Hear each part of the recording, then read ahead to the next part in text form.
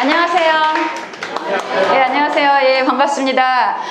저는 오늘 이제 여러분들하고 같이 리더의 삶에 대해서 고민을 해보게 될 김현정입니다.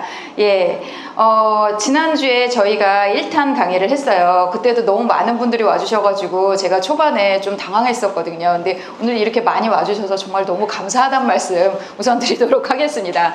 예, 여러분들하고 오늘은 리더의 삶, 개인적인 부분에 대해서 좀 이야기를 하고 싶어요.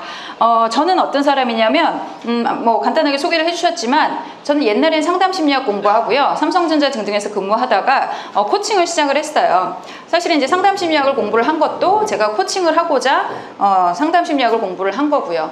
그래서 그렇게 하다가 나 이제 좀 코칭 좀 하는 것 같다. 그래서 코치 양성을 좀 해보자 라는 생각이 들어서 다시 박사를 갔습니다. 그래서 미국에서 박사를 하기를 하면서 코치 양성 쪽으로 제가 그 공부를 하다 보니까 맨프레드 교수님, 뭐 그 전에는 이제 좀 알고 있었지만 맨프레드 교수님한테 제가 이런 거를 하면서 교수님 프로그램을 연구를 하고 싶습니다 라고 얘기했더니 그래 와라, 와서 너 원하는 만큼 이따 가라, 이제 그렇게 말씀해 주셨어요. 그래서 6개월 동안 제가 교수님 그 연구소에서 연구원 생활을 이제 또 하고, 그러고 그걸로 무사히 박사학위 받아서 한국에서 지금 활동하고 있어요. 뭐 경영학과 교수도 했었고요. 하지만 제일 제가 많이 하는 거, 그리고 또 제가 좋아하는 거는 여러분들처럼 훌륭하신 리더분들 상담하고 코칭하고 교육하는 일 많이 하고 있습니다.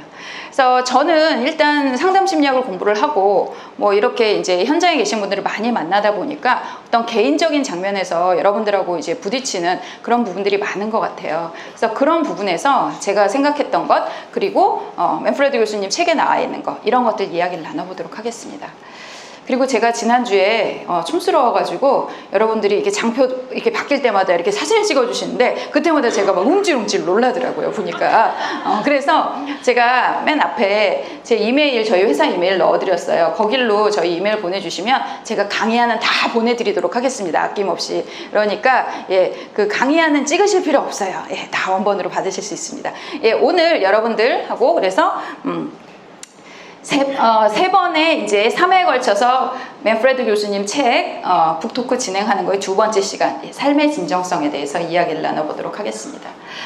지난 시간에 오신 분들은 이야기를 들으셨지만 맨프레드 교수님 같은 경우는 뭐 이 리더십 분야라든가 이런 데 있어서 그 누구하고도 뭐 비교가 되지 않을 정도로 막 엄청나게 탁월하신 분이세요. 어쩌다가 이제 저랑 엮이셨는지는 모르겠지만 그래서 이분 같은 경우는 제가 경영계의 프로이드다, 그렇게 말씀을 드려요. 이분이 예전에, 그러니까 이 일을 하게 된 이유가 이분 집안에는 이분을 제외하고 모든 사람이 사업가예요. 모든 남자가 사업가고, 지금 뭐 따님도 사업가고 뭐 그래요. 사업가 집안인데 이분은 사업가 스타일이 아니었더라는 거죠. 그래서 너는 우리를 위해서 뭘 해줄 수 있니? 뭐 삼촌들이나 그런 사람들이 이제 요구를 했다라는 거죠. 그랬을 때 내가 뭘 할 수 있을까? 그래서 처음에는 엔지니어링을 공부하셨어요. 근데 이거는 내 길이 아닌가 보다. 그러고 나서는 그 암스테르담 대학에서 경영학을 공부하셨습니다. 경영학을 공부하면서 이거를 통해서 다른 사람들한테, 내가 경영자들한테 도움을 줄 수 있을 거다, 이렇게 생각하는데 그것도 아니더래요. 그럼 뭐가 있을까? 그래서 이제 그 옛날에 장도를 떠나신 거죠. 네덜란드에서 하버드로 오십니다. 그래서 여기서 MBA 과정 하시고 또 거기서 뭐 여러 가지 프로그램을 하시면서 이때 심리학과 경영학이 만난 것을 이분이 경험을 하시게 됩니다. 그래서 리더와 관리자 다른가? 뭐 이런 책이 있어요. 는 다른가? 이런 아티클, 하버드 비즈니스 리뷰 아티클이 있는데 요거를 쓰신 아브라함 잘레즈닉 교수님 밑에서 이제 이분이 심리학을 알게 되면서 이쪽으로, 그러니까 리더의 심리 쪽으로 연구를 계속 하세요. 그래서 거의 독보적으로 이분이 이쪽 분야에 리더의 심리학 분야에서는 이분이 독보적으로 연구를 많이 하셨습니다. 그리고 국제공인 정신분석가세요. 우리나라에도 몇 분 안 계세요, 국제공인 정신분석가는. 그래서 진짜 배기 정신분석하시고 진짜 배기 경영하시고, 그러고 현장에 나가서 정말 수많은 리더들을 코칭하고, 코칭 프로그램 지금 30년째, 40년째 진행을 하고 계십니다, 인시에드에서. 그래서 그분이 현장에서 리더들을 만나면서 느꼈던 것들, 그리고 그들을 도와주기 위해서 본인이 공부했던 것들, 이런 것들을 이제 적어 놓으신 거예요. 그래서 오늘은 그 두 번째 책, 삶의 진정성에 대해서 이야기를 해보도록 하겠습니다. 이 삶의 진정성이라고 하는 책 같은 경우는 뭐 간단하게 요거 조금만 한 가지 더 말씀드리면, 이분께서 한번 죽었다 살아나신 기회가 있었거든요. 한번 이제 큰 사고를 당하시고, 그러고서는 진짜 리더가 조직에서의 어떤 그런 것도 중요하지만 인간적인 부분을 우리가 봐야지 된다라고 하시면서 이제 쓰시게 된 책입니다. 그래서 그거를 같이 한번 이야기를 나눠보도록 하겠습니다. 예, 요거 한번 생각해 볼까요? 여러분, 예, 다시 돌아가고 싶으신 순간 있으십니까? 한번 생각해 볼까요? 그 외에 서양 영화에 보면 많이 나오죠. 이 수정볼, 이렇게 무엇이든지 다 볼 수 있는 수정볼이 있다고 칩시다. 우리 앞에 무엇이든지 다 볼 수 있는 수정볼이 있다면 여러분들 이 수정볼 안에서 뭐 다시 돌아가 보고 싶은 순간이나 아니면 보고 싶은 미래가 있으십니까? 뭘 보고 싶으십니까?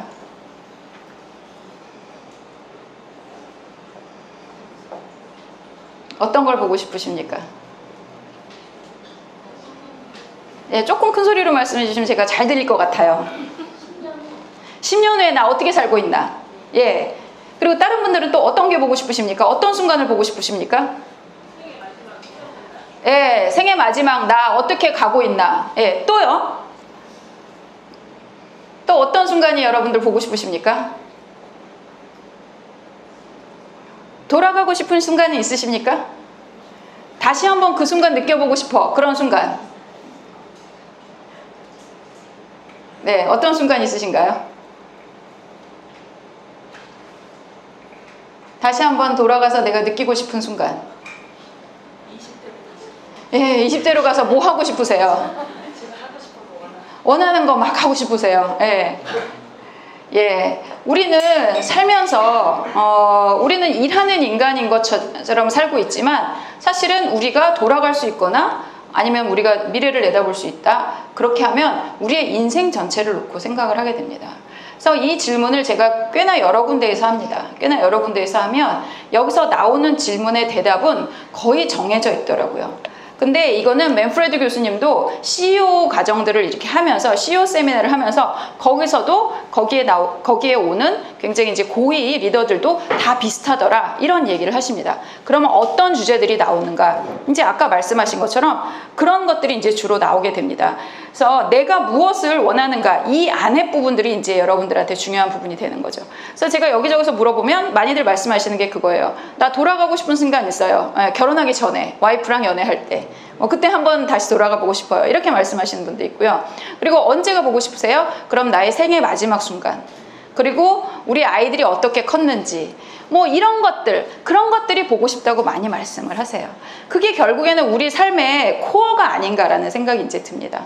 그래서 우리는 조직에 나와서 마치 일을 하기 위해 태어난 사람들처럼 일을 하긴 하지만 우리는 안에 분명히 나의 고유한 영역을 가지고 있다는 거죠. 그래서 양파처럼 우리는 이 안에 내가 쌓여져 있습니다. 그래서 나도 나를 못 보는 경우가 굉장히 많이 있어요. 그리고 이제 중간에 보면 나의 리더십 스타일이 있죠. 그리고 조직이 이제 바깥에 있습니다. 그러면 조직과 나의 어떤 그 근본적인 내 모습이 인터랙션을 하면서 거기서 나의 리더십 스타일이 나오게 됩니다. 그래서 이런 것들은 우리가 환경이 바뀌게 되면 나의 어떤 행동 스타일도 바뀌게 되고 그리고 내가 다른 조직에 가면 또 다른 행동을 보이게 되고 또 다른 사람들과 있으면 또 다른 행동을 보이게 됩니다. 하지만 변하지 않는 건 결국에는 코어에 있는 나라는 거죠. 그래서 우리는 이 코어에 나를 가지고 있음에도 불구하고 이 코어에 있는 나를 그러니까 잘 모르는 경우가 되게 많아요. 그리고 잊고 사는 경우도 굉장히 많다는 거죠. 그래서 나는 어떤 사람인가? 그 부분에 대해서 사실은 알아가는 게 이제 정말 중요한 과정이다. 뭐 이렇게 말씀을 드려요. 그래서 지난 시간에 리더가 이거 5가지는 꼭 해야 돼 라고 하면서 했었던 5가지 중에 첫 번째고 하버드 비즈니스 리뷰에서도 21세기 리더들한테 가장 중요하다라고 얘기하는 게 결국엔 자기 인식이라 그랬어요. 내가 무엇을 원하는 사람인지 내가 어떤 사람인지를 아는 것이 모든 그 리더십 행동과 이해와 뭐 등등등의 가장 코어에 위치한다는 거죠. 그래서 그 나는 어떤 사람인가 그걸 한번 이해를 해볼 필요가 있다는 거예요. 근데 그 이해를 하는 데 있어서 이 4가지 테마를 갖고 한번 생각을 해보자는 거죠. 맨프레드 교수가 정말 수십 년 동안 최고의 리더들을 만나면서 그들이 하는 얘기를 수없이 들었는데 그 사람들이 뭐 비즈니스를 어떻게 하고 부하 직원이랑 어떻고 뭐 주주랑 어떻고 이런 얘기들을 많이 하는데 결국에는 이 4가지더라 라고 딱 이제 정의를 한 겁니다. 그래서 이 4가지가 제일 중요하고 다른 거는 부수적인 거야 라고 얘기를 하면서 이 책을 이제 쓰셨어요. 그래서 그 이야기를 여러분들하고 나눠보도록 하겠습니다. 예, 첫 번째는 성에 관한 겁니다. 예, 성과 사랑. 예, 리더에게 성과 사랑이 그렇게 중요한가요? 우리 인간에게 성과 사랑이 그렇게 중요한가요? 예, 엄청 중요하죠. 왜 그렇게 중요할까요? 네. 생물이 살아가는 목적이 뭐죠? 예, 종족 번식입니다. 종족 번식은 뭘로 이루어지죠? 예, 성으로 이루어지죠. 예, 우린 자웅동체가 아닙니다. 예, 그렇기 때문에 남녀가 만나서 이렇게 사랑을 하고 성행위가 있어야지만 이제 종족 번식이 되는 거죠. 그래서 이거는 계속 이제 원시적으로 다른 동물들도 다 이 성의 기능을 가지고 있어요. 그런데 이것을 성을 즐기는 종족은 그렇게 많지 않아요. 근데 인간은 그 성을 즐기고 있다는 거죠. 그러다 보니까 이게 터부시 되는 경우가 굉장히 많습니다. 사실 성이 터부시 된 역사는 그리 길지 않다라고 이야기를 하고 있어요. 우리나라도 보면 옛날에 여러분 미실이란 드라마, 선덕여왕이란 드라마 아시나요? 거기서 미실이 그 역할이 뭐였는 줄 아세요? 미실이 그 궁 안에서 맡고 있는 역할? 거기서 굉장히 권력가로 나오죠. 그 사람이 하는 역할이 뭔지 아세요? 예, 왕에게 성행위를 가르쳐주고 그거를 할 수 있는 거를 대주는 사람이에요. 그러니까 어떻게 보면 옛날부터 그런 사람들은 큰 권력을 가지고 있고, 뭐 우리 옛날에 보면 처용가 이런 것도 보면 어디 이제 갔더니 왔더니 몸은 하나인데 다리가 4개네 뭐 이런 것도 있고 막 그렇잖아요. 뭐 구지가 거부가 머리를 내놓아라 이런 것들 보면 굉장히 이런 성과 관련된 그런 문학 작품도 되게 많고 이런 것들이 굉장히 오픈되어서 사실은 이야기가 된 것들이 굉장히 많습니다. 뭐 인도 같은 데 가면 뭐 그런 조각상들도 굉장히 많고, 근데 이런 것들이 사실은 인간의 굉장히 자연스러운 어떤 삶의 한 형태인데 그래서 동물들이 짝짓기 한다고 부끄러워하지 않잖아요. 근데 그 부끄러워하지 않는데 이게 어느 순간부터 굉장히 터부시 됩니다. 그러면서 마치 우리는 그런 거는 아무도 모르는 사람인 것처럼 막 순수하게 살아야 돼 막 이렇게 이제 포장이 되기 시작을 했어요. 이거 역사에 대해서는 굉장히 뭐 여러 가지가 이제 있을 수 있죠. 서양의 역사도 마찬가지고 동양의 역사도 마찬가지입니다. 서양의 역사에서 가장 성을 억압을 하는 존재는 뭘까요? 예, 종교죠. 예, 종교가 왜 그렇게 성을 억압을 할까요? 뭐 여러 가지를 이제 우리가 상상해 볼 수 있어요. 상상해 볼 수 있는데 일단 이제 성관계를 하게 되면 그 성직자들이 아이를 낳죠. 아이를 낳게 되면 욕심이 생기죠. 그렇게 되니까 이제 그걸 못하게 해서 독신으로 살게 합니다. 근데 자기들은 하고 싶은데 못하잖아요. 그러니까 다른 사람들 못하게 하는 거죠. 이게 제 상상이에요. 예. 그래서 나도 못하니까 너도 하지 마. 이제 그러면서 그걸 마치 불경한 것처럼 막 그런 식으로 이제 커버를 했다라는 거죠. 뭐 이런 것도 이제 종교적인 부분에서도 설명을 할 수 있는 부분이 있고요. 그리고 또 정말 되게 슬픈 것 중에 하나는 뭐냐면 옛날에는 위생이라든가 의료가 너무 안 좋아가지고 애 낳다가 한 20%는 죽었대요. 그러니까 그 맨프레드 교수님 책에 막 그렇게 나와요. 야, 성관계를 갖는다는 건 이 사람의 이와 옴과 뭐 이런 것들을 다 나눈다는 뜻이고, 그리고 이제 임신을 하게 되면 애 낳다가 20%가 죽으니까 옛날에 목숨 걸고 하는 거야. 막 이제 이런 얘기 나온다는 거죠. 그래서 이런 것들이 어떻게 보면은 굉장히 원초적으로 우리한테 필요한 부분인데 그것들을 또 막아내는 것들도 있고, 그 수많은 어떤 미신과 이런 것들로 또 이제 그 성관계를 굉장히 나쁘게 이제 보는 경우도 이제 많이 있어요. 특히 우리나라의 조선시대에 들어오면서 이거는 완전히 이제 극단화가 이제 돼버립니다. 그러면서 이 어떤 그 여성의 성의 존재라든가 이런 것들은 아예 없는 것처럼 이제 그렇게 해버리죠. 그게 현대사회까지 일어나서 우리나라는 전 세계에서 가장 보수적인 나라 중에 하나가 됩니다. 예, 우리나라는 전 세계에서 몇 개 안 되는 성매매가 완전히 불법화된 나라 중에 하나예요. 그래서 우리나라는 그 결혼한 사람들끼리 말고는 하면 안 돼. 그런 나라가 이제 되는 거죠. 그래서 성매매도 다 불법이고, 그리고 사회적으로 뭐 미혼들끼리 막 이렇게 길에서 뽀뽀하는 것만 봐도 막 사람들이 막 뭐라고 막 그러고, 이제 이런 사실은 사회가 이제 돼버린 거예요. 그러다 보니까 이게 이제 굉장히 음성적으로 대신에 이제 뻗쳐나가죠. 그래서 우리가 이런 것들을 못하게 막아놓으면 그럼 우리가 어린애 같은 순수함을 가지고 사느냐? 그러냐는 거죠. 예. 우리나라가 여러분들 아시겠지만 OECD에서 성범죄 1위. 예. 10대 낙태율 1위, 예, 그리고 성병 발병률 1위. 이런 것들 성과 관련된 걸로 각종 그 수치에서 1위를 이제 우리가 기록을 하고 있습니다. 그래서 이게 막아놓으면 안 하고 집에 가면 곱게 잠만 자고 애 필요할 때만 하는 줄 알았는데 그게 아니라 막 사방을 뻗쳐다니면서 이렇게 하고 있더라는 거죠. 이거는 사실은 우리가 막을 수가 없어요. 이거는 진화, 인류 역사와 싸우자는 거예요. 종족 번식을 해야 돼서 성행위를 해야 되는데 이것들이 계속적으로 막혀 있으면 우리가 존재하는 가장 근본적인 이유가 막혀버리는 거거든요. 그래서 사실은 이거는 막을 수가 없습니다.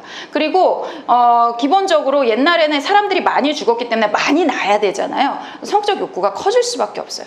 그러니까 그 뭐 전쟁통이나 이런 데 가면은 사람들이 이런 데서 어떻게 애를 낳나 하는데 다 낳아요. 그래서 이런 것들이 사실은 인간이 살아나가는 데서 가장 기본 욕구이기 때문에 눌러서는 해결이 안 된다는 거죠. 근데 이걸 계속적으로 누르고 있습니다. 그래서 이런 것들이 우리뿐만 아니라 전 세계적으로 뭐 이렇게 얘기가 되는데 그래도 우리나라는 굉장히 보수적인 쪽에 이제 들어가게 되는 거죠. 그래서 이 성이라고 하는 것은 결국에는 우리에게 중요한 삶의 원동력이 이제 되는 부분이 이제 있는데 굉장히 억압을 됐었다. 이제 그렇게 얘기를 해요. 근데 이것이 우리한테는 건강하게 풀어내는 그런 성이 존재하지 않기 때문에 사실은 우리가 더 우려를 하는 면들이 이제 있다라는 거죠. 사실 이건 굉장히 중요한 부분입니다. 정신분석학자들은요, 모든 거 그냥 기승전 성이에요. 예. 여러분들 프로이드 아시잖아요. 프로이드는 그냥 뭘 해도 다 기승전 성이잖아요. 그 사람은. 우리가 이렇게 움직이는 그 동력이 뭐래요? 예. 성적 충동이래잖아요. 그래서 리비도가 뭐 태어나자마자 애가 뭐 어디에 있다, 어디로 옮겨가고 막 이런 식으로 하면서 모든 것이 그런 성적인 욕망으로 사실은 이루어졌다라고 하고 본인이 이미 뭐 4세 때 어머니를 대상으로 이제 성적 충동을 느껴서 뭐 그걸 갖고 오이디푸스 컴플렉스나 뭐 이런 단어들도 이제 만들어내고 그런 것들을 이제 개념화했습니다. 그래서 이런 것들이 사실은 이제 굉장히 중요한 부분인데 덮여 있었다. 근데 이것들이 사실은 덮으면 덮을수록 더 지저분한 모습으로 이제 나오게 된다. 그렇기 때문에 이거를 덮어놓지 말고 우리는 그것을 아름답게 건강하게 풀어나가야 된다라고 이야기를 합니다. 그래서 그 정신분석 쪽에 있는 뭐 에릭 에릭슨이라든가 뭐 이런 분들 같은 경우는 다 우리에게 있어서 사랑이다 하면은 이 육체적인 사랑을 반드시 집어넣어요. 그래서 우리가 육체적으로 누군가와 사랑을 나누고 그걸 통해서 마음을 교감을 할 수 있을 때 우리의 삶은 온전해진다라고 얘기를 하죠. 프로이드가 인생에 있어서 어떤 것이 인생이냐라고 하면 첫 번째 to love, 그 다음에 to work, 그 다음에 나중에 play를 집어넣었어요. 그래서 결국에는 우린 사랑하고 일하는 인생이 결국에 그것만 잘 돌아가면 우리 인생 행복한 거다라고 이야기를 했는데 거기서 love에는 단순히 정신적인 사랑뿐만 아니라 육체적인 사랑도 다 포함이 된다라는 거죠. 그래서 여러분들 한번 생각을 해보세요. 나와서 일도 잘 되고 집에 가서 사랑하는 사람하고 이렇게 아름답게 이렇게 마음을 나누고 몸을 나눌 수 있다면 그 인생에 뭘 더 이상 우리가 원하겠습니까? 예. 그래서 사실은 그것이 안 되기 때문에 그것을 못 나누기 때문에 사실은 굉장히 사회적인 문제들이 많이 일어나는 거죠. 지난주에 제가 강의를 할 때는 이제 그날 빵빵빵빵 이런 사건들이 저런 사건들이 터졌어요. 지난주에 오늘 지금으로부터 약 일주일 전에 모 이제 공중파 앵커분께서 유명 앵커분께서 몰카 찍다가 이제 걸리셨죠. 그리고 옛날에 그 제주도에서 지검장 하시던 분도 그 여고생 쫓아다니시다가 이제 걸리셨죠. 이제 이런 것들이 왜 나오냐는 거죠. 이렇게 사회적으로 누릴 거 다 누리고 그런 사람들이 왜 그런 성적 일탈을 하냐는 거죠. 그래서 결국에는 우리가 이 부분을 건강하게 풀어내지 않으면 결국은 그렇게 이상한 폼으로 나가게 된다는 거고 그게 한 사람의 커리어를 작사를 내고 심지어는 어떤 회사를 말아먹기도 한다는 거예요. 그래서 이런 부분에 있어서 우리가 더 이상 외면을 하지 말고 이것을 이제 마주해야 된다. 뭐 이런 식으로 이제 이야기를 하고 있습니다. 근데 제가 이제 이 책을 번역을 하고서 이 책을 읽으신 분들하고 이야기를 할 기회가 있어요. 그래서 이제 어떤 분이 얘기를 하시는데 그렇게 해갖고 뭐 앞에 막 뭐 하여튼 별얘기 다 나와요. 뭐 창의적인 사람들은 문란한가 막 이런 것도 있어요. 그러면 누구는 누구랑 했고 막 이런 얘기 쫙 나와요. 그래서 막 처음에는 막 우장창창 막 이렇게 나오더니 맨 끝에는 그러니까 사랑한 사람하고 잘 지내 이제 이걸로 이제 끝나는 거죠. 그래서 자기가 그걸 읽고 나서 자기 좀 실망했대요. 도대체 뭘 바라셨는데요? 제가 이제 그렇게 얘기를 했죠. 뭔가 좀 이렇게 혁신적인, 그래서 뭔가 솔루션이 나왔으면 좋겠다 이런 생각을 자기가 했대요.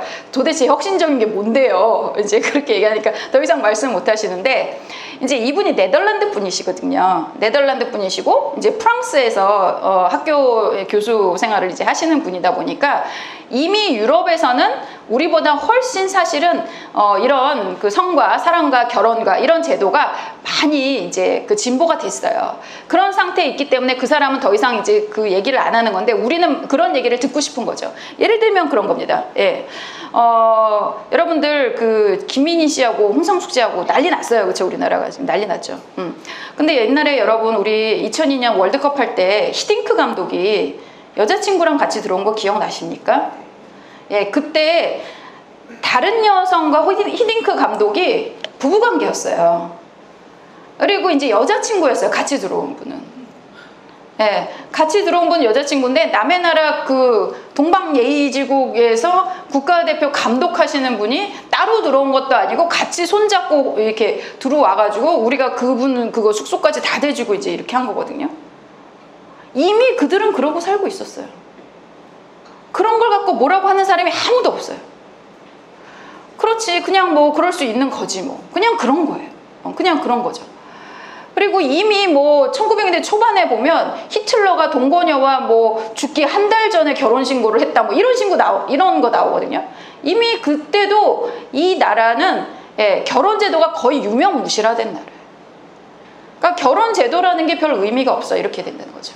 서양에 가장 영향력을 많이 끼친 문학 작품 중에 하나로 이야기가 되는 것이 안네 까레리네입니다. 예, 뭐 영화나 책을 보신 분들은 아실 거예요.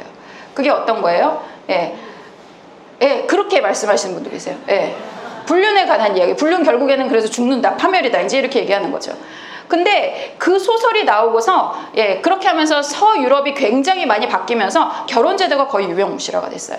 사랑을 지키고자 나타난 것이 결국에는 결혼인데, 결혼이 사랑도 죽이고 사람도 죽였다. 이제 이렇게 해서 그거에 대해서 사람들이 생각을 막 하면서 저런 게 무슨 의미가 있니? 우린 진정한 사랑이 더 중요한 거 아니야? 라고 하면서 그 다음부터는 거의 결혼이라는 제도가 유명무실화됐고, 지금 뭐 유럽에서는 결혼이라는 건 그냥 동거랑 다를 바가 아무것도 없대요.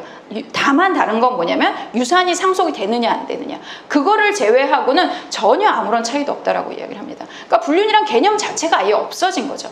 그래서 우리는 사랑하는 사람과 새롭게 사랑을 할 수 있는 거고, 그것이 결혼이라는 제도가 우리를 막아서는 안 된다라고 생각을 하는 것이 이미 몇십 년부터 뿌리 박힌 게 유럽이에요. 그러다 보니까 이제 그런 것들에 대한 논의가 없으니까 뭔가 그런 거를 기대를 했는데 왜 이런 얘기가 안 나온 거야, 이제 그런 거죠. 그들은 이미 당연히 그렇게 이제 생각을 하고 있습니다.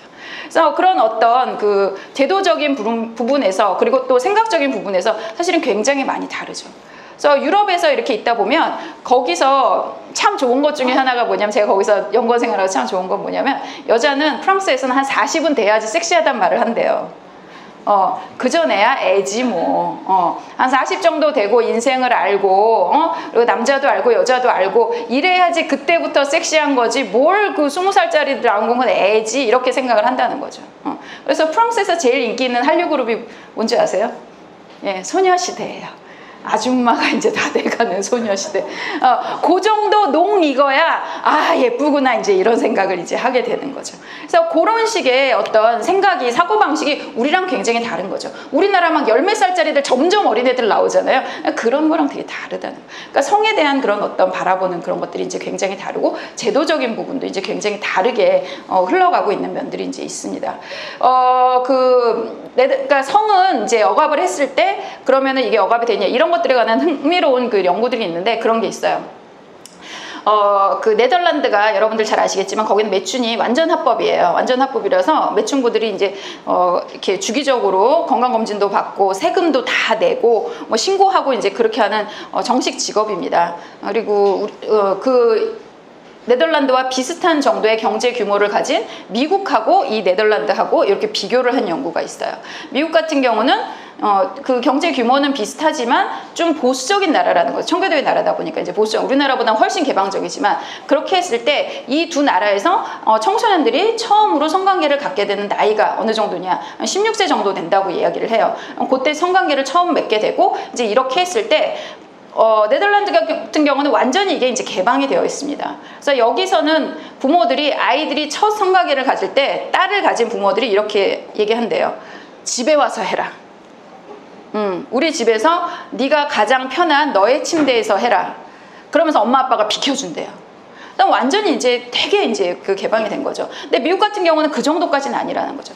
그랬을 경우에 아까 제가 말씀드린 성범죄율이라든가 10대 낙태율이라든가 뭐 이런 것들이 사실은 네덜란드가 훨씬 미국보다 낫다라는 거죠. 더 성적으로 안전하다라는 거죠.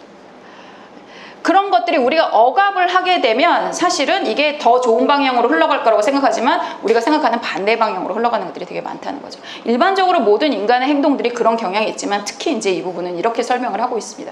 그래서 여태까지 이제 여러분들이 이런 거는 부끄러운 것, 아유 내가 진짜 여기 이런 얘기 한 줄 알았으면 창피해서 못 왔을 텐데 뭐 이제 이런 식으로 생각하시는 분들이 있다 그러면 그 부분에 대해서 다시 한번 오픈해서 좀 생각을 해보실 필요가 있을 것 같아요. 뭐 인생 사는데 아름다운 사랑하면서 이렇게 사는 것도 너무 중요한 거죠. 이제 프랑스 갔을 때 되게 좋은 게 그거더라고요. 거기는 나이가 70이 먹든 80이 먹든 여자는 여자더라고요. 할머니들도 화장 곱게 하고 향수 냄새 펄펄 풍기시면서 빼딱구도 신고 돌아다니시더라고요. 그게 그렇게 저는 좋아 보였어요. 한 뭐 30살만 되면 여성성을 다 잃어버리는 그런 것이 아니라 정말 그런 여성으로서 또 남성으로서 우리가 정체성을 가지고 이렇게 멋있게 늙어가는 것도 참 좋지 않을까라는 생각이 이제 듭니다. 그리고 이제 두 번째 돈 이야기를 합니다. 돈 너무 중요하죠. 그래서 우리는 비즈니스 쪽에서 뭐 저 같은 경우는 이제 비즈니스 쪽에서 일을 하니까 이 돈이라는 자체가 굉장히 이제 중요한 어떤 파라미터가 됩니다. 오늘은 제가 리더분들도 아침에 교육을 했고 오후에는 신입사원들도 교육을 했어요. 저는 원래 팀장 이상급들만 하는데 제가 신입사원은 제가 좋아해서 그냥 들어오면 해요. 청년랩이라고 제가 무료 코칭 프로그램도 하고 있는 게 제가 청년들을 되게 좋아하거든요. 그래서 이제 그 친구들하고도 이제 이야기를 했는데 왜 일을 하냐라고 얘기했더니 돈 벌려고 일을 한대요.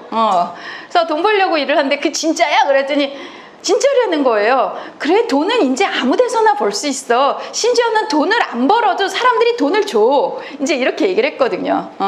그래서 사실은 이 돈이라고 하는 것이 우리는 막연하게 돈을 벌기 위해서 일을 한다. 이렇게 생각을 하는 경우가 되게 많이 있어요. 근데 진짜 우리가 돈을 벌기 위해서 일을 하냐는 거죠. 왜 부장님들도 임원들도 먹고 살려고 뭐 이렇게 돈을 벌어요? 그러니까 일을 해요? 라고 얘기를 하고 신입사원들도 왜 그렇게 얘기는 하는 걸까? 왜 그럴까요? 우리 너무 못 살아서 그랬어요. 우리는 사실은 전 세계 역사에 유례가 없을 정도로 빨리 경제 성장을 한다랍니다. 그래서 불과 한 40년 전만 해도 우리는 사람들이 굶어 죽었어요. 보릿고개가 있었죠. 그래서 보릿고개에 이제 사람들이 굶어 죽고, 그리고 저 어렸을 때만 해도 동네에 이렇게 보면 그 조그만 애들이 머슴살이하고 식모살이하는 애들이 그렇게 있었어요. 옛날에는 그러니까 아버지가 돈을 제대로 못 벌어오게 되면 그 아이들을 학교도 제대로 못 보내고 입에 풀칠이라도 해라 그러면서 부잣집에 식모 보내고 그렇게 머슴 보내고, 그래서 거기서 초등학교라도 보내달라 이렇게 하는 일들이 있었어요. 근데 아마 그것도 못하면 어떻게 해요? 입양을 보내죠. 그래서 중국 다음으로 아직까지 우리나라는 전 세계에서 입양 수출 1위입니다. 중국 다음으로 우리가 2위죠. 그래서 그만큼 이제 어떻게 보면 가족들을 데리고 살려면, 얘네들 학교라도 보내려면, 그러려면 돈을 벌었어야 됐다라는 거죠. 이게 단순히 내가 돈 더 벌어갖고 더 맛있는 거 사 먹을 거야, 이 개념이 아닌 거예요. 이 개념이. 그래서 내가 내 핏줄들을, 내 자식들을 더 나은 삶을 해주기 위해서는 그렇게 뼈 빠지게 일을 했었어야 된다라는 거죠. 그래서 돈을 벌고 먹고 사는 게 그렇게 중요하다는 거예요. 근데 우리는 그동안 말도 못하게 압축 성장을 했습니다. 그래서 이런 것들이 우리가 생각이 바뀌기 전에 이미 우린 너무 배가 불러진 거죠. 그래서 요즘에 굶어 죽는 사람은 없어요. 요즘에 굶어 죽는 사람은 없는데도 아직까지 먹고 살기 위해서 일하겠다는 얘기를 계속적으로 하고 있거든요. 그래서 우리가 이 돈에 대한 거를 다시 한번 생각을 해볼 필요가 있습니다. 그래서 우리가 돈은 얼만큼 벌어야지 나 돈 좀 번다 하면서 만족하게 될까요? 얼마 정도 벌면은 여러분, 아, 나 이제 좀 돈 갖고 만족해, 이런 생각을 하실 것 같으세요? 예, 미국 연구가 있어요. 예, 미국 연구에서는 한 8,000불. 그러니까 우리나라 돈으로 한 1억. 1억 정도 벌면 그때까지는 이제 그 만족도가 올라가는데, 삶의 만족도가 올라가고, 이제 그때부터는 만족도가 이제 정체되거나 떨어진다라고 얘기를 하더라고요. 뭐 떨어질 것까지는 뭐 있나 싶은데 떨어진대요. 그러니까 그 정도 벌면 사람들이 삶의 만족도가 이제 가장 좋다라는 거죠. 하지만 우리가 부자라고 생각하는 거는 그보다 훨씬 더 많이 벌어야 되지 않을까라는 생각이 드는 거죠. 과연 1억 정도 버는 사람한테 만족하세요? 라고 하면 네, 만족해요. 라고 한 두어 달 얘기할 거예요. 근데 이제 그게 또 이제 익숙해지다 보면 그 돈이 사실은 이렇게 큰 돈처럼 안 느껴진다는 거죠. 사람이 그게 끝이 없죠. 끝이 없어요. 저도 그렇더라고요. 옛날에 야, 얼마만 벌었으면 좋겠다 라고 이제 얘기했었던 기억이 나요. 근데 제가 그 돈을 지금 일주일 만에 벌거든요. 근데 아, 그래도 부족해. 막 그런 느낌이 계속 들어요. 그래서 부자들도 마찬가지일 거라는 생각이 들어요. 100억을 벌면 야, 100억 벌었다 막 신난다 하지만 다음날 1000억 번 사람이 보일 거고, 1000억을 벌으면 그 다음부터는 뭐 더 있는 사람이 보일 거고, 끊임없이 만족을 하지 못할 거라는 거죠. 그래서 이 돈으로 사실 가질 수 있는 행복은 굉장히 제한이 돼 있다는 거예요. 그래서 돈이 정말 그렇게 중요하고 그것이 정말 돈이 우리의 행복을 보장한다 그러면 왜 마크 주커버그나 빌 게이츠가 돈을 그렇게 많이 벌어서 왜 그걸 갖고 기부를 합니까? 그냥 저기 뉴욕이나 런던 같은데 비싼 빌딩 막 사면 돈 계속 벌 수 있어요. 예, 돈 계속 벌 수 있는데 그거 안 하고 기부하잖아요. 왜? 우리가 돈으로만 이렇게 완전히 만족할 수는 없는 거니까. 그래서 우리가 이 돈 같은 것도 근데 돈을 추구하는 거는 이해는 간대요. 성과 돈은 없으면 그 생각밖에 안 한대요. 그래서 그거 없으면은 돈이 없으면 돈 생각밖에 안 나고 다 뭐든지 다 돈 이렇게 보이고 역시 여자친구도 없고 뭐 이렇게 뭐 이렇게 관계 못하면 다 그런 걸로만 보이게 된다라는 거죠. 그래서 이 두 가지는 결핍이 있게 되면 그 다음부터는 딴 생각을 못하고 그게 이제 제일 중요한 문제가 된다라고 얘기를 합니다. 하지만 이게 어느 정도의 선을 넘어가게 되면 이것이 내가 어디에 집착하는 데 있어서 나의 행복이 아니라 불행에 이게 기여를 할 수가 있게 된다. 그러면서 우리가 이걸 경계를 하면서 알아차려야 된다 이렇게 얘기를 합니다. 그러면서 돈이라고 하는 것이 우리한테 그 주는 어떤 효과도 있지만 우린 결국에는 어떤 행복적인 면에 있어서 우리 내적인 행복을 찾아야 된다 이렇게 얘기를 합니다. 외형적인 면에서 계속적으로 무언가를 추구를 하고 그렇게 하는 것은 결코 우리를 만족시킬 수가 없다라는 거죠. 인간은 완벽하지 않습니다. 그리고 그 모든 것을 다 가진 사람도 없어요. 근데 내가 못 가진 거 그것만 갖고 절절절절 매면서 자기가 불행하게 살 것이냐, 내가 가진 거에 만족하면서 행복하게 살 것이냐, 그거를 결국에는 우리가 정신 똑바로 차리고 챙기면서 살아야 된다라는 거죠. 그래서 행복도 내가 적극적으로 추구를 했을 때, 내가 적극적으로 내 마인드를 정리를 했을 때 결국에 행복이 느껴지는 거지, 어떤 외형적인 게 딱 되면 그것이 우리를 행복하게 해준다 이런 건 없다라는 거죠. 예.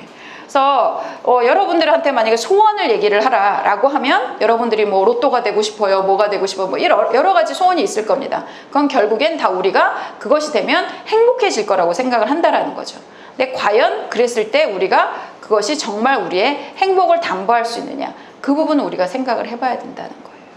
그래서 우리가 행복해지는 인생이 결국에는 어떤 바깥에서 주어지는 것이 아니라 우리 스스로 정의를 하고 우리 스스로 그것을 느낄 때 그것이 이제 행복이 된다 이렇게 이야기를 하고 있습니다. 그래서 우리가 이제 뭐 이런 것들 성이든 돈이든 행복의 이바지를 하게끔 우리가 해야지 된다 뭐 이런 식으로 이제 생각을 할 수 있어요. 그리고 저는 이제 가장 흥미로운 주제는 저 죽음입니다. 그러니까 우리가 종족 번식이 되게 중요한 거라고 이제 이야기를 했잖아요. 그럼 가장 두려운 건 뭐죠? 죽는 겁니다. 그래서 우리는 그 죽는 것이 너무 두려운 나머지 죽는다는 거를 우리가 이제 무의식적으로 나는 안 죽어 약간 이런 식으로 이렇게 차단을 하면서 살아간다는 거죠. 그래서 우리는 죽어도 죽지 않는 영생을 꿈꾸면서 산다는 거예요. 예. 또 영생에 있어서 또 가장 우리에게 큰 역할을 하는 게 뭘까요? 또 종교입니다. 예. 우리한테 많은 걸 줘요, 종교가. 예. 종교는 어디든지 다 영생 시스템이 있어요. 영생 시스템 없는 종교가 없어요. 기독교도 마찬가지죠. 예. 예수님 부활하셨죠? 그리고 우리 천국에 가잖아요. 그리고 불교에서는 어때요? 예, 윤회를 하죠. 예, 다시 태어납니다. 계속 전생이 있고 이제 이런 식으로. 그래서 이 영생 시스템이 없는 종교가 없어요. 그래서 이런 것들이 우리가 어떻게 보면 그만큼 죽음을 두려워한다라는 반증이 되기도 한다는 거죠. 근데 누가 죽음을 피할 수가 있을까요? 그렇죠. 그래서 우리는 이 죽음에 사실은 누군가가 죽을 수 있다는 것을 받아들여야 된다는 거죠.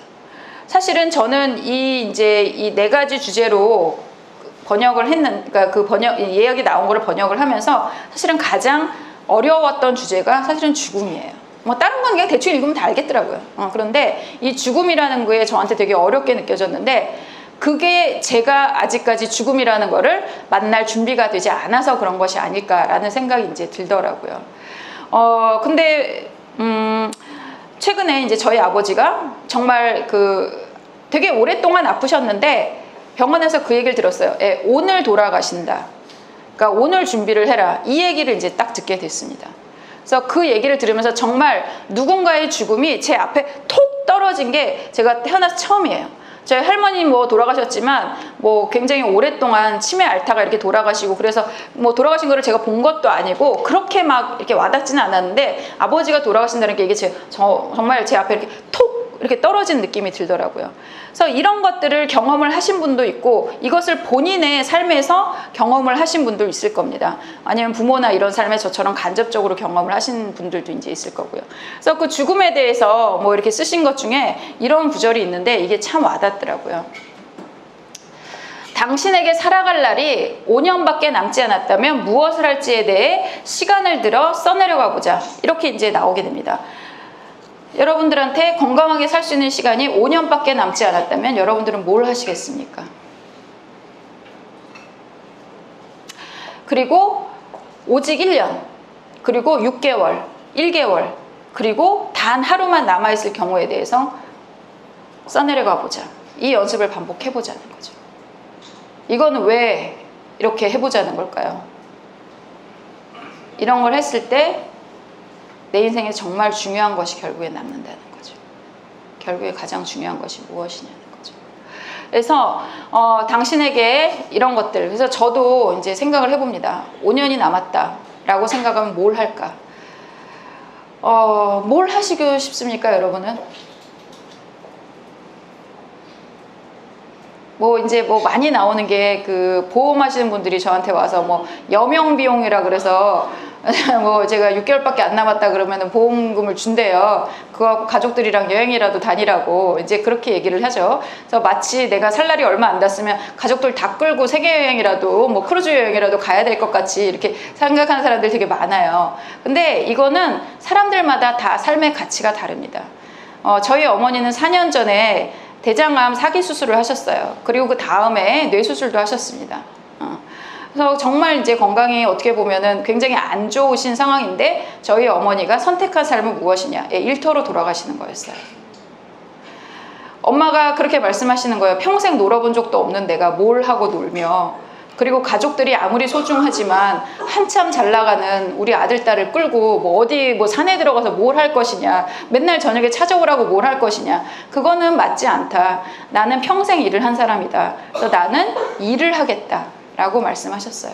그래서 우리 어머니는 당장 돌아가시더라도 그냥 일터가 제일 좋은 거예요. 거기에서 이제 거기 있는 사람들이 내 식구고, 거기 일하는 사람이 한 여나무 명 있는 이제 그런 사업을 하시는데 거기 있는 사람들이 엄마 하면서 불러주고, 나는 여기가 제일 좋다. 이 사람들 어떻게 먹고 살 것인가? 내가 죽으면 이 사람들 어떻게 먹고 살 것인가? 이거 고민하고 챙겨주고 이게 나의 마지막이라고 생각을 한다. 내 자식들은 잘 컸으니까 니네들은 니네가 알아서 살아라. 이제 이렇게 말씀을 하시는 거예요. 그래서 우리의 삶이 얼만큼이 남았다라고 얘기를 했을 때 정형화된 정답은 없습니다. 예. 일이 당신이 아플 때 당신을 구원해주지 않습니다. 이렇게 얘기를 하는데 전 그것도 아니라고 생각을 해요. 저도 만약에 그런 상황이 된다면 저는 일을 할 거예요. 죽을 때까지. 할 수 있을 만큼. 그게 그 사람마다 다 다른 거죠. 그리고 관계도 이제 굉장히 중요하죠. 관계도 되게 중요하죠. 여러분들 뭐 일이 뭐 이렇게 뭐 중요하죠 이렇게 얘기를 했지만 그 9.11 테러 나가지고 사람들이 죽음을 이제 예감을 하고 막 뛰어내려냅니다. 그 국제무역센터에서 뉴욕에 그때 내려올 때 사람들이 전화를 합니다. 어디다 전화하죠? 예, 가족과 사랑하는 사람에게 전화합니다. 그리고 뭐라고 얘기하죠? 사랑한다. 다 그렇게 얘기하고 죽습니다. 중국에서 사형수들한테도 마지막으로 하고 싶은 말 뭐냐라고 얘기하면 그 사형수들이 하는 말이 있대요. 뭐 용서해 주세요도 아니고 살고 싶어요도 아니고 거기 이제 가족들이 오잖아요. 그럼 그 사람들한테 사랑한다. 그 말을 마지막으로 한다라고 얘기를 하더라고요. 그래서 결국에는 아까 성과 사랑 이제 얘기를 했죠. 모든 것이 도돌이표로 돌아가는 게 아닐까라는 생각이 이제 들어요. 우리가 죽음의 순간에도 가장 중요한 게 결국에는 사랑이고 그리고 또 우리에게 또 일도 굉장히 중요한 의미가 있다라는 거죠. 희대의 역작 아이폰이 나왔습니다. 그것도 사실은 스티브 잡스라고 하는 개인의 죽음과 연관이 있죠. 그 사람이 췌장암인 걸 알고 자기의 삶이 얼마 남지 않은 거를 안 상태에서 최고의 사실은 인류에게 선물을 주고 간 거죠. 그것도 이 사람이 만약에 그런 병이 있지 않았다면 왜 그때 나왔을지는 사실 알 수 없는 거죠. 그래서 모든 것을 집약할 수 있는 인생의 마스터피스가 그때 나올 수 있었던 것이 아닐까라는 생각이 듭니다.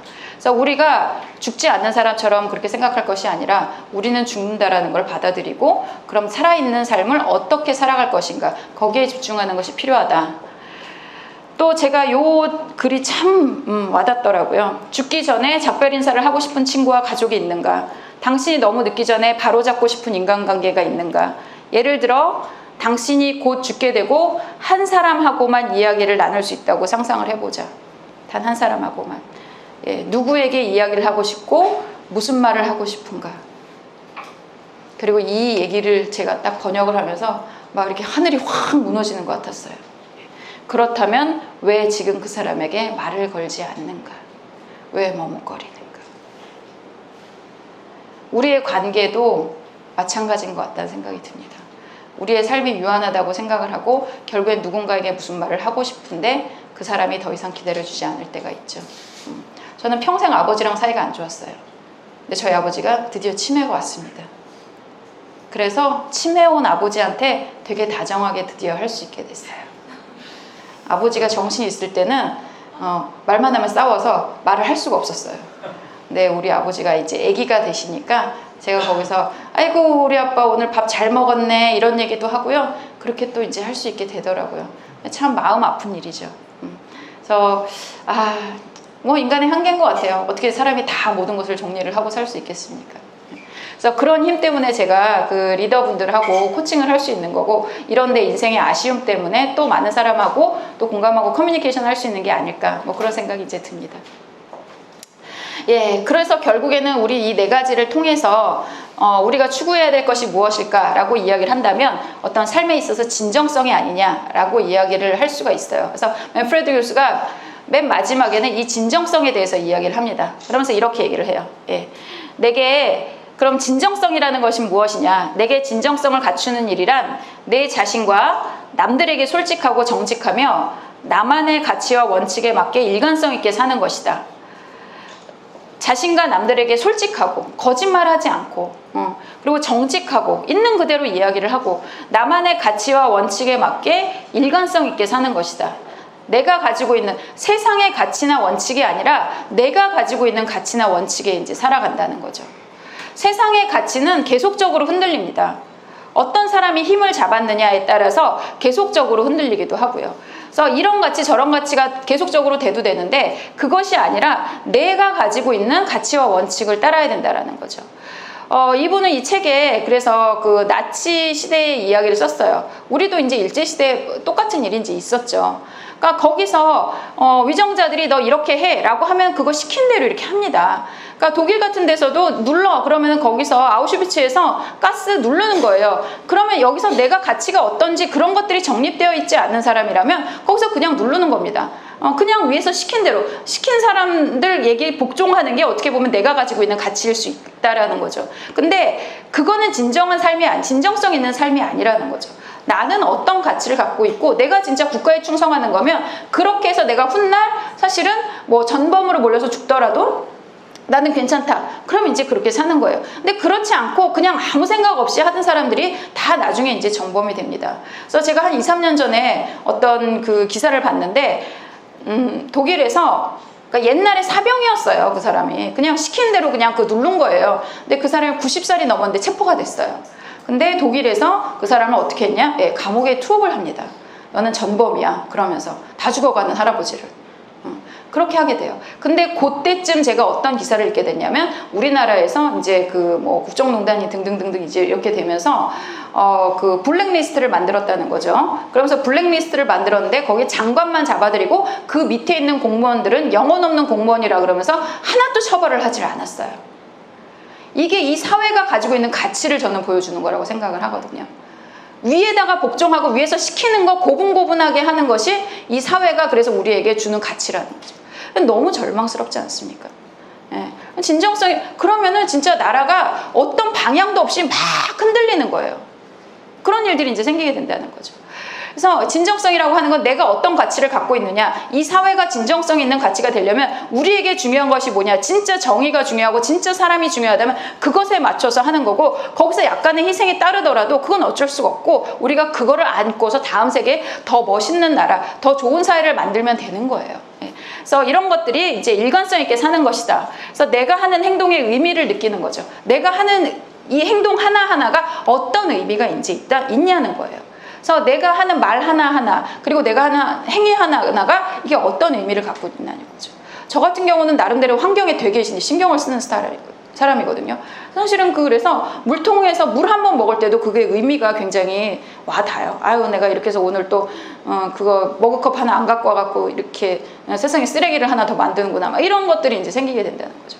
그런 것들을 어떻게 보면 삶의 하나하나에 다 의미를 우리가 생각할 수 있다는 거죠. 진정성은 내가 누구인지를 받아들이고 다른 사람이나 다른 사람처럼 다른 사물이나 사람처럼 보이려고 하는 시도를 하지 않는 것이다. 그러니까 내가 있는 그대로 있는 거지, 내가 뭐 마치 더 가진 사람인 것처럼, 더 똑똑한 사람인 것처럼 그런 젠체를 하지 않는다라는 거죠. 그래서 진정성은 내 장점을 믿을 뿐만 아니라 내 약점을 맞이하고 내 불완전성을 인내하는 것이다. 이것도 굉장히 저한테 의미가 와닿는 것 같아요. 내가 이런 거는 좋아, 이런 건 열심히 해서 내가 이만큼은 이뤘어, 하지만 나는 이런 약점이 있어 라는 거를 내가 받아들이고 그것을 마주하고, 그리고 그것 때문에 생기는 어떤 사회적인 불안정이라든가 뭐 이런 것들에 대해서 공격이라든가 이런 것들을 내가 감수할 수 있는 용기가 사실은 있어야 된다는 거죠. 그래서 그걸 인내할 수 있는 거죠. 있는 그대로 이야기하고 아니다라고 말하고 진실을 마주하고 옳은 일이기 때문에 그 일을 하려는 용기를 이제 가지고 있는 거죠. 단순히 거짓말을 안 하는 것이 진정성이 아닙니다. 그 옳은 일을 하기 위해서 용기를 내는 것, 그리고 사람들 사이에서 내가 그렇다면 그렇다, 아니다면 아니다라고 의견을 말을 할 수 있는 것, 그것이 진정성이다라고 얘기를 하고 경계선을 정한다는 의미이기도 하다. 우리나라 같은 경우는 이 경계가 굉장히 없는 나라 중에 하나입니다. 사람들 사이에 경계가 없고 어떤 선과 악의 정의와 뭐의 사이에 이 선이 없는 나라 중에 굉장히 하나인데, 이 선을 분명히 한다라는 거죠. 전 세계에서 유일하게 자기 자살할 때 자식들을 데리고 자살하는 나라가 우리나라입니다. 자식을 우리의 소유물로 보는 거예요. 신체발부 수지보면 제가 제일 싫어하는 말 중에 하나예요. 이 사람은 이 사람이에요. 왜 부모의 거예요? 왜 부모한테 물려받았다 그래서 우리는 계속 이렇게 누군가에게 종속된 삶을 살아야 됩니까? 독립된 삶이고 내 선이 있는 거고, 그래서 그 안에서 내 삶을 살면 되는 거고 서로의 삶을 응원해주면 되는 겁니다. 그래서 그 경계선을 정하는 것이고, 다른 사람을 기쁘게 하거나 화를 내지 않게 하기 위해서 안 하고 이런 것들, 다른 사람들을 위해서 사는 것이 아니라는 거죠. 진정성은 다른 사람을 내 자아의 연정으로 보지 않고, 그래서 아까 그 자식 그 얘기도 한 것도 그거예요. 다른 사람을 내 자아의 연장으로 보지 않고 그 자체의 개인으로 보는 것을 수반한다. 그래서 저는 이제 코칭을 하는 사람입니다. 코칭을 하는 사람에게 이제 소유하지 않는 돌봄, 이거는 칼 로저스라는 심리학자가 얘기한 건데 이게 되게 중요한 부분 중에 하나예요. 내가 누군가에게 도움을 줬다, 코칭을 했다, 그러면 거기서 지분 찾으려고 하지 말아라. 제가 이렇게 제 코치들한테 얘기를 해요. 그 사람이 잘 된 건 네가 코칭을 잘해서 잘 된 게 아니라 그냥 그 사람은 잘 될 사람이었는데 하필이면 네가 코칭을 한 거야. 그냥 이렇게 생각해라. 주고서 뭐 내가 해갖고 여기가 뭐 이렇게 할 거 그렇게 하기 시작을 하면 나중에 욕심 생겨서 못해요. 그리고 자꾸 이제 그거 자랑하고 싶고 그러다 보면 이제 사람들한테 이거 했다 그러고 막 그렇게 하라고 막 거짓으로 포장하게 된 일들이 많이 있거든요. 그래서 우리 누군가를 도와준 사람은 이 진정성이 굉장히 필요한데 이것이 이제 그런 경계. 이 사람의 잘한 거는 이 사람이 잘한 거고 이제 이렇게 남겨주라는 거죠. 내가 아무리 좋은 말을 해도 백날 얘기해도 안 듣는 사람은 안 들어요. 근데 내가 얘기했을 때 그 사람 듣는다는 건 그 사람이 될 사람이니까 들었던 거예요. 그렇게 생각을 해라. 뭐 제가 그렇게 얘기를 하거든요. 그래서 거짓인 것들 그리고 아무 의미 있는 것들을 떠나보내는 것이다. 그래서 배우가 되거나 가면을 쓰지 않고 진실해야 하는 문제다. 이렇게 이야기를 합니다. 그래서 우리가 거짓으로 우리를 꾸미는 것이 아니라 있는 그대로 그러니까 내가 이렇게 이제 나타나서 내 생각은 이래, 뭐 나는 이래 이런 것들에 대해서 이야기를 할 수 있다면 우리는 그때부터 굉장히 편안한 인생을 살 수가 있게 돼요. 물론 굉장히 많은 압력이 옵니다. 그래서 미움받을 용기라고 이야기를 하는 것도 이 미움을 사람들한테 받는 거 뭐 이런 식으로 이제 거기는 쓰여져 있는데 그 책은 조금 이렇게 아들러가 말한 진짜 아이들이랑 조금 차이가 있는 게 있어요. 미움은 결국엔 누구한테 받을까요? 거짓된 인생을 사는 사람들한테 결국에 받게 됩니다. 나는 거짓된 인생을 사는데 너 혼자 그 통합된 인생을 너 솔직하게 사니 얄미워 이제 이렇게 되는 경우가 많아요. 그렇기 때문에 그 거짓된 사람들이 그 주변에 수많은 사람들이 있고 거기서 내가 깨끗하게 투명하게 산다는 건 이 사람들로부터 계속적으로 공격을 받는 건데 결국엔 거기서도 이제 살아남아야 된다라는 거죠. 많은 심리학자들이 어떻게 살아야 되는가를 이야기를 하면서 결국엔 통합에 대해서 이야기를 합니다. 통합이라는 것은 뭐냐면 언행일치예요.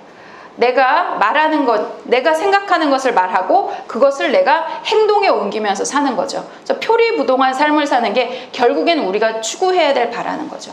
앞에서는 멋있고 뭐 정의를 이야기를 하면서 뒤에는 뭐 몰카 찍으러 다니고 이런 삶이 아니라 정말 앞에서도 떳떳하고 그런 면에서 저는 홍상수 씨랑 김민희 씨도 굉장히 진정성 있는 삶을 산다고 생각을 해요. 어떤 면에서는 그러니까 우리 시대랑 안 맞아서 그렇지 유럽에서는 아무 문제 안 되는 거 알고 계시잖아요. 그러니까 그 가치관의 어떤 바라보는 시선의 것들이고 그것이 자기들이 그거에 대한 정당성을 본인들이 갖고 있다라고 생각을 하면 그런 삶을 살아가는 사람들이 사실은 세상을 계속적으로 바꿔왔습니다. 그래서 도덕적인 판단은 두 번째예요. 도덕적인 판단은 결국에는 수많은 이제 대중들의 신념의 합이 도덕이 되는 거고요. 그 개인의 가치들이 사실은 바로 섰을 때 그 어떤 사회적인 신념이라든가 이런 것들도 바뀌게 되는 그런 것들이 있습니다. 그래서 여기에 오신 분들은 우리 훌륭하신 분들이시잖아요. 그러니까 내가 어떤 가치를 가지고 어떤 삶을 살아야 될 것인가. 이거 결코 완성되는 거 아닙니다. 결코 완성되는 거 아니고요. 그런 삶을 우리가 추구하는 거죠. 우리가 그래서 뭐 이렇게 하면 돼 그럼 꼭 그것만 해야 되는 건 아니에요. 제가 아까 뭐 환경 얘기하는데 환경 생각한다고 해갖고 맨날 제가 머그컵 들고 텀블러 다니고 막 그러진 않아요.